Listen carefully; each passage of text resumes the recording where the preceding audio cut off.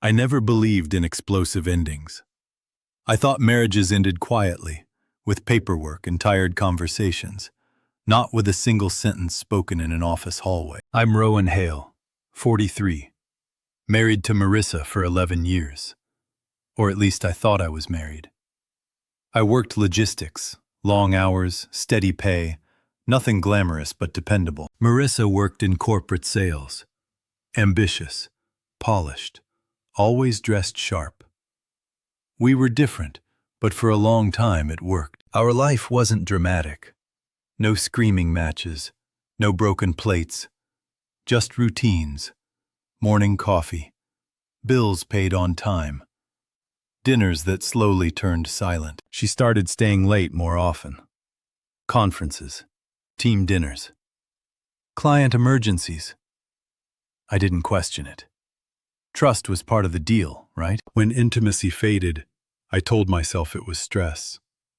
When she guarded her phone like it was classified material, I told myself not to be paranoid. I focused on being solid. That's what I knew how to do. The first crack came when her company hosted an open house. Family welcome, they said. I showed up in my usual blazer, holding a bottle of wine, ready to smile and shake hands. Marissa looked surprised to see me. Not happy, not annoyed, just startled, like I'd walked into the wrong room. She introduced me to a few coworkers, quickly, vaguely. This is Rowan. Not husband, just Rowan. I noticed the way her boss watched us. His name was Callum Brentwood.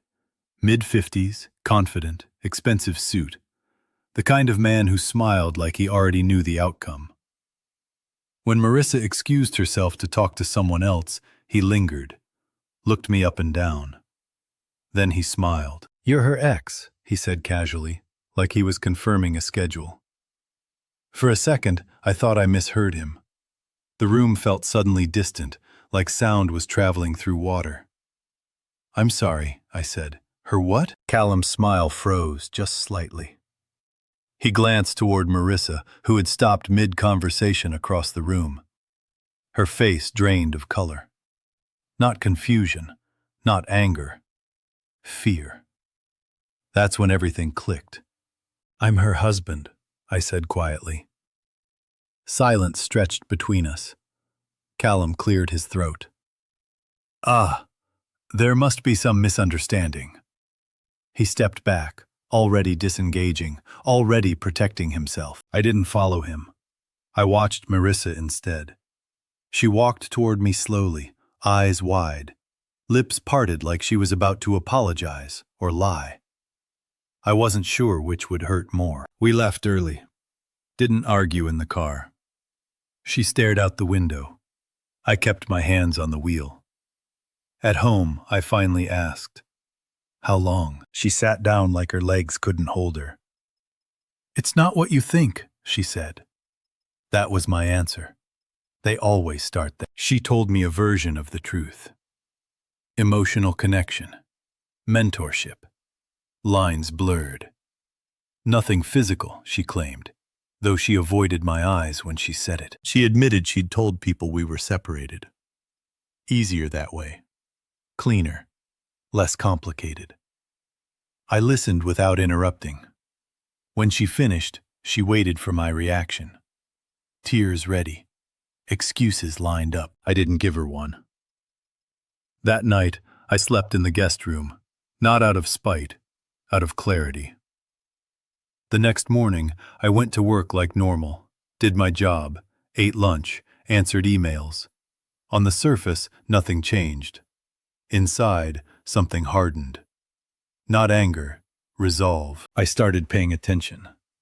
The late nights, the sudden gym memberships, the way she flinched when my phone buzzed. I checked our finances. Separate accounts, thankfully. No joint credit cards. I documented everything. Dates, messages, inconsistencies. I didn't confront her again. I didn't need to. 3 weeks later, she told me she needed space. I nodded. She packed a bag, said she'd stay with a friend. I didn't ask which one. I already knew. The day after she left, I met with a lawyer. Quiet office, neutral walls, facts over feelings. He didn't react when I told him the story, just took notes, gave advice, options.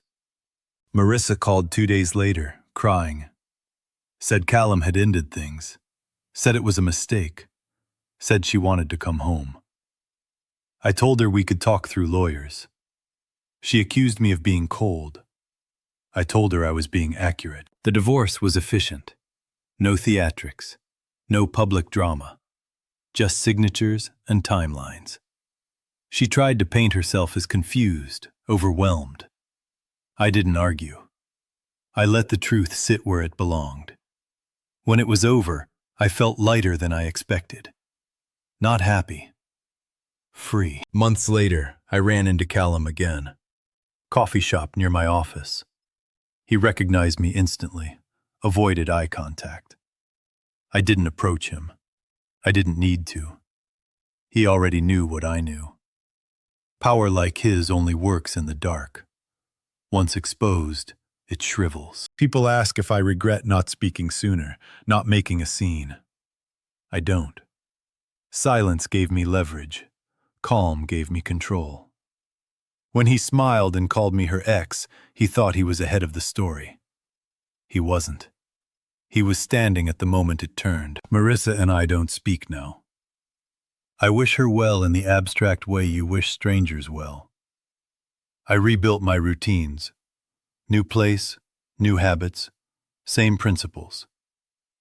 I learned something important through all of it.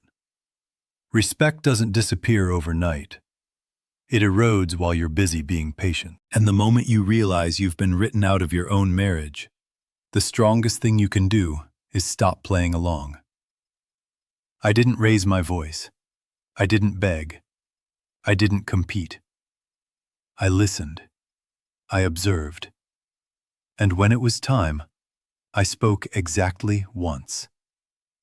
That was enough. Walking away wasn't a loss. It was a correction. I didn't reclaim my pride through shouting or revenge. I reclaimed it by choosing accuracy over hope and dignity over denial, and by finally accepting that clarity is kinder than any lie dressed as love. That lesson stays with me, steady, permanent, and impossible to unlearn now. Forever.